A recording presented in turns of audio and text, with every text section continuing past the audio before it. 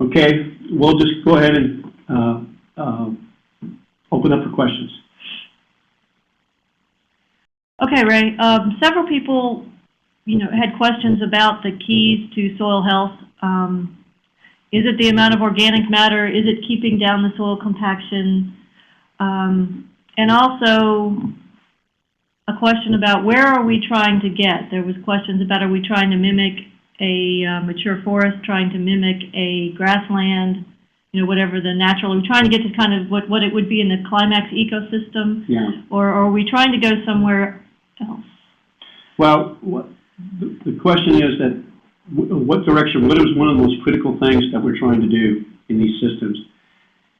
The way I look at it is the most thing is that we're trying to tap into the power of diversity. One thing that I think we have not utilized is that power of diversity, as I was showing you that the case study that we've done in North Dakota, how that corn was grown without any chemical fertilizer or any manure.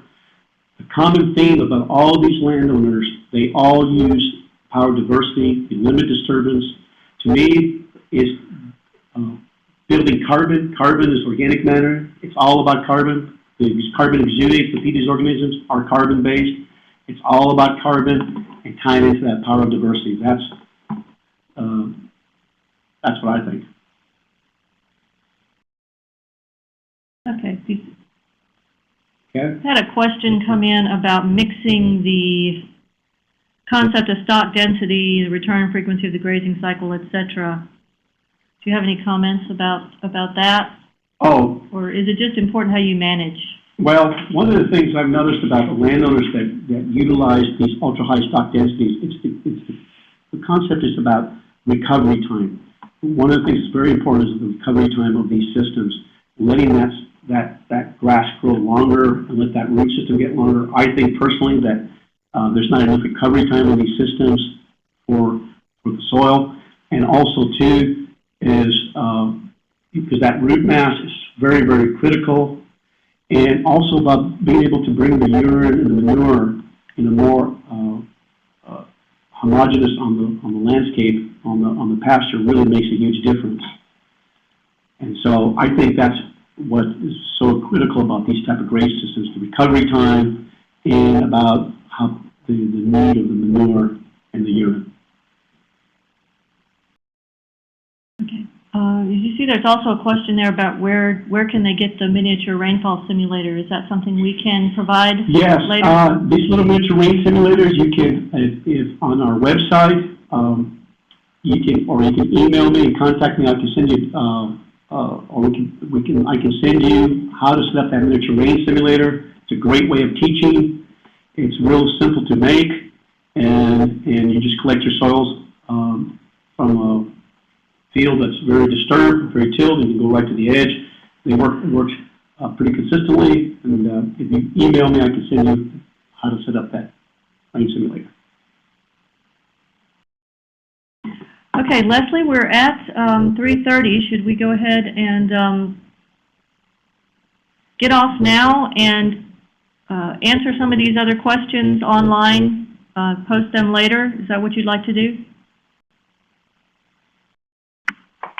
If you have, it's fine if you want to continue answering questions if you've got questions ready for him. If you don't have questions, then yeah, okay. You can sign off. Well, we'll try a few more. One is, do you think these type of ag practices are viable carbon sequestration tools beyond the organic matter and all those other things you've mentioned? Say that again.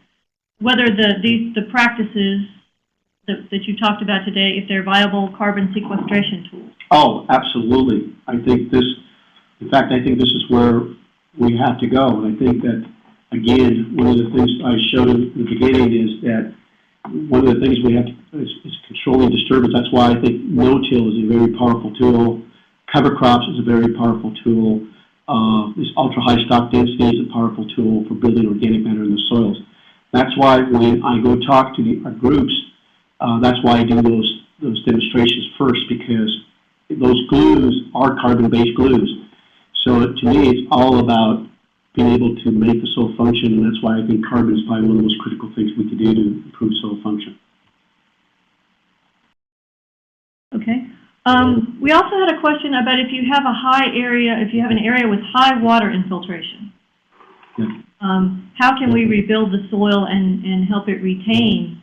I know you talked about one of the benefits of these practices is increased infiltration, Yes. but how can we build the soil to hold the water? Well, that's the beautiful thing about soils. They act like a membrane. It's like the organic matter will hold huge amounts of water, but also let water filtrate through. So the more organic matter you build, the higher the water capacity of the soil is. So you're doing both things at the same time, increasing infiltration and increasing the water holding capacity of the soils. Okay, and we also got another question about manure application, about managing how much manure we put on the ground. Too much manure is not a good thing. We need to manage for agronomic rates. Would you agree with those statements? Yes. In fact, through extensive literature search, I found out that if you apply 10 to 20 tons of manure for the acre, that's kind of the sweet spot where you build aggregates. A lot of these landowners that I was showing you the demonstration of, that I was talking to you about, the case studies, most of them don't have enough manure for the whole farm, and they usually keep it at agronomic rates. So I would agree with that. Okay, and then we also got a comment that often the problem of manure management in the desert environment is the balancing of nutrients, which is more important than the risk of increasing soil salinity with heavy rates of manure application. So they're saying they could actually, in organic production relying on animal waste, you could actually increase these problems. That's true, and it's one of the things I get concerned about is that I want people to walk away. Manure is not the only tool to use for building soil health.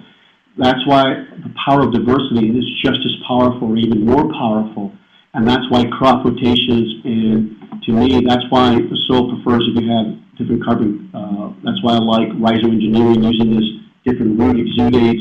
So yes, manure by itself is not the only tool for building soil health, and that's my concern too, that you have to bring in diversity as part of that.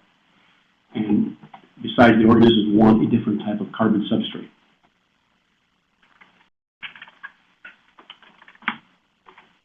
Oh, can you cover, okay. Did you show the cover crop cocktail again? Yes. Leslie, were you able to find the cover crop cocktail again? So Ray, you just have anything you want to say to sum this up, and we'll yeah. One of my final comments is that I'm sorry that we had some technical difficulties here. I wanted to show you the rest of the slides, but the whole point is here. I think if we could have more diverse cropping systems, to me, it's real important, because I think we're going to have to look at our country from a national and global context, that we are using huge amounts of resources, especially oil and natural gas. I think the more we mimic natural systems, we can reduce the inputs. It's exciting what they're doing in North Dakota, and I was going to show you some pictures from Ohio. A lot of the landowners that are farming this way have reduced their inputs from anywhere from 50 to 100%. And to me, that gives me hope, and that's exciting, and that's great. To me, that's good news. Well, thank you, Ray. And again, we will, the handouts for the slides are available, and there will be a replay of this presentation available. And we will also give Ray a copy of everything that was said in the chat room and give him an opportunity to address any of those questions or comments. So you might want to check back in a few days and see if we did not address something, if Ray has addressed it later.